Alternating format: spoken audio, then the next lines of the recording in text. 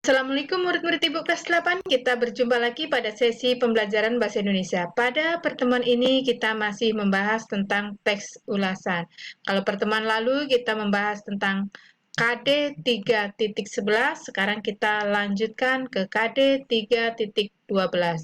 Menelaah struktur dan kebahasaan teks ulasan, film, cerpen, puisi, novel, karya seni daerah yang diperdengarkan dan dibaca. Nah, pada pembelajaran ini kita fokus pada teks ulasan yang dibaca.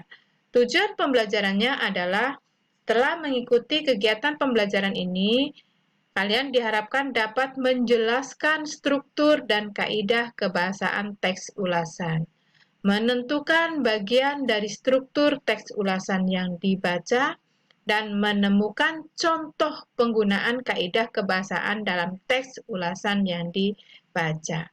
Nah, kita bahas dulu tentang struktur teks ulasan. Struktur teks ulasan terdiri atas orientasi, tafsiran, evaluasi, dan rangkuman. Di bagian orientasi atau perkenalan itu berisi identitas karya atau berkaitan dengan keberadaan dari karya yang diulas. Kalau misalnya yang diulas buku, maka identitas karyanya di situ ada judul bukunya, ada nama pengarang bukunya, ada penerbit bukunya, dan seterusnya. Kalau berkaitan dengan keberadaan karya, berarti keberadaan dari buku tersebut. Misalnya buku itu merupakan buku yang paling laris, atau buku itu pernah diterjemahkan ke bahasa asing, atau buku itu pernah mendapat penghargaan, dan sebagainya di situ. Berkaitan keberadaan dari karya tersebut itu masuk bagian orientasi. Berikutnya bagian tafsiran.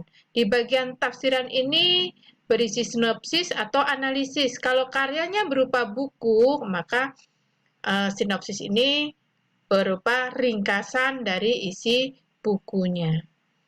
Analisis itu berisi pembahasan berkaitan dengan bukunya. Ini berada di bagian tafsiran. Berikutnya evaluasi. Di bagian evaluasi ini berisi penilaian atau keunggulan dan kelemahan dari karya yang diulas. Kemudian yang terakhir adalah rangkuman, berisi simpulan dan rekomendasi berkaitan dengan karya yang diulas. Ini struktur dari teks ulasan. Berikutnya, ciri atau kaidah kebahasaan dari teks ulasan. Antara lain, yang pertama menggunakan konjungsi penerang. Misalnya kata-katanya adalah, merupakan, bahwa, yakni, atau yaitu. Kemudian menggunakan konjungsi penyebaban atau kausal. Kata-katanya ada oleh sebab atau karena, atau sebab atau oleh karena. Kemudian menggunakan ungkapan atau pernyataan saran atau pernyataan persuasif. Contohnya menggunakan kata-kata hendaknya, harus, atau kata yang lain, misalnya diharuskan, atau sebaiknya, dan yang lainnya. Ini namanya kaidah kebahasaan dalam teks ulasan. Ini di antara lain ini. Masih ada yang lain, tapi kita bahas yang ini saja. Berikutnya bagaimana menemukan bagian dari struktur teks ulasan, menemukan bagian-bagiannya, ada di paragraf mana orientasi, ada di paragraf mana yang tafsiran, yang penilaian, ataupun yang simpulan. Nah, kita lihat berdasarkan ciri-cirinya. Orientasi itu berisi perkenalan. Itu kita temukan di paragraf 1. Pada film di balik 98, orientasinya ada di paragraf 1. Saya bacakan. Film yang berjudul Di Balik 98 adalah film yang diproduksi oleh MNC Pictures serta menceritakan suatu kejadian kerusuhan tahun 1998. Seluruh rakyat Indonesia tentunya tahu masalah yang terjadi pada bulan Mei tahun 1998. Pada masa itu sedang krisis di tahta kepresidenan Soeharto maupun Orde Baru.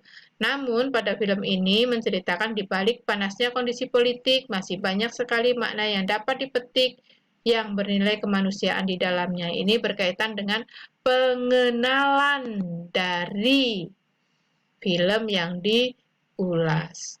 Paragraf berikutnya, paragraf 2, ini berisi tafsiran. Mengapa tafsiran, karena yang diuraikan di paragraf 2 itu merupakan bagian dari ringkasan cerita.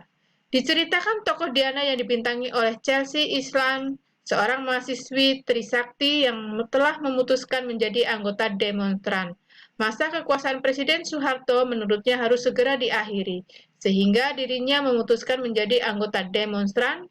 Sebenarnya ini merupakan pilihan yang kurang tepat baginya, karena pada saat ini dia tinggal bersama dengan kakaknya yang bernama Salma yang dibintangi oleh Ririn Ekawati adalah seorang pegawai di Istana Negara.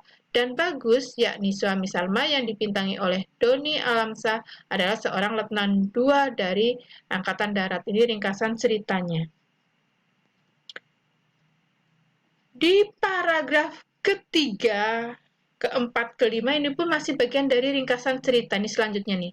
Sejak krisis dimulai, Diana bergabung menjadi anggota gerakan gabungan semua mahasiswa Indonesia yang telah mendesak diturunkannya tahta Presiden Soeharto.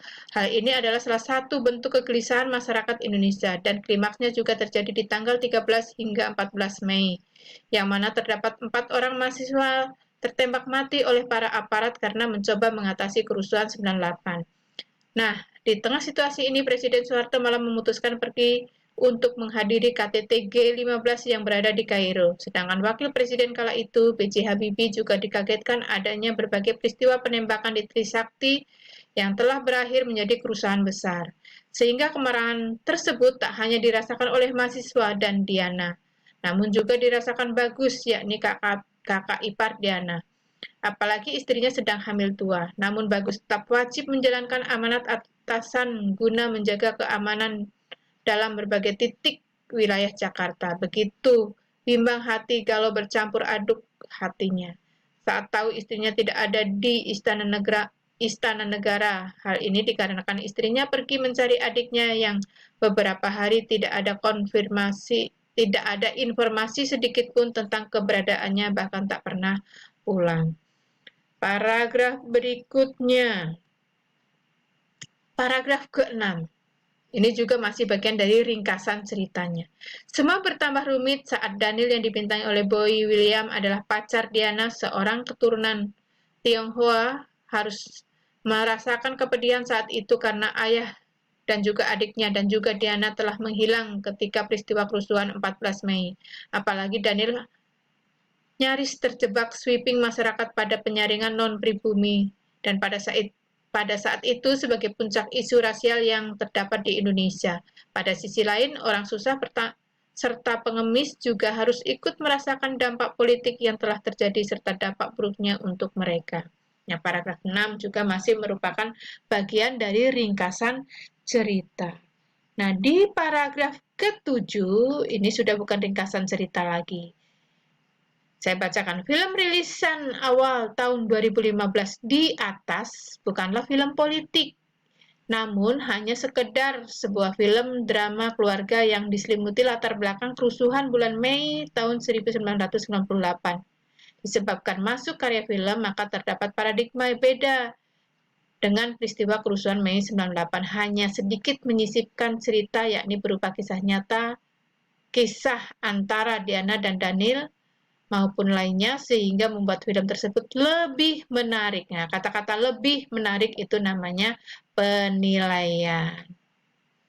Film rilisan awal 2000 di atas bukanlah film politik, ini merupakan evaluasinya.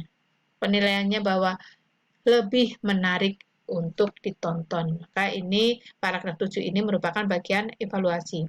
Di paragraf ke-8, ini bagian terakhir, sangat disarankan untuk menonton film ini bila belum mengetahui bagaimana tragedi 98. Nah, ini sangat disarankan, ini rekomendasi, paragraf terakhir. Dikarenakan dalam film ini akan digambarkan peristiwa tersebut. Film ini juga bercerita tentang masalah tersebut sampai bisa selesai dan pembicaraan empat mata presiden dengan wakil presiden sampai akhirnya Soeharto turun tahta. Nah, ini bagian-bagian dalam struktur teks ulasan. Bagian-bagian dari struktur teks ulasan. Nah, kalau disimpulkan seperti ini. Bagian struktur teks ulasan, bagian orientasi kita temukan di paragraf pertama karena berisi pengenalan karya. Paragraf tentang tafsiran temukan pada paragraf 2 sampai dengan 6 karena berisi sinopsis film. Evaluasi ada di paragraf ke-7 karena berisi penilaian. Rangkuman ada di paragraf 8 atau paragraf terakhir. Di situ berisi simpulan dan rekomendasi. Itu hasil menelaah struktur teks ulasan. Berikutnya tentang menelaah kaidah kebahasaan teks ulasan. Tadi di kaidah kebahasaan ditemukan adanya konjungsi penerang. Ini contohnya. Film yang berjudul Di Balik 98 adalah film yang diproduksi oleh MNC Picture. Adalah, yakni. Nah, itu merupakan contoh konjungsi penerang. Menggunakan konjungsi kausal atau penyebabkan karena. Karena pada saat itu dia tinggal bersama dengan kakaknya bernama Salma. Disebabkan masuknya karya film, maka terdapat paradigma yang beda. Kata karena disebabkan itu konjungsi penyebaban. Kemudian pernyataan saran. Sangat disarankan untuk menonton film ini. Ini disarankan, ini merupakan pernyataan saran. Nah, inilah pembahasan materi berkaitan dengan KD 3.12 menelaah struktur dan kaidah kebahasaan dari teks ulasan. Demikianlah materi kita hari ini. Saya akhiri dengan mengucap wassalamualaikum warahmatullahi wabarakatuh.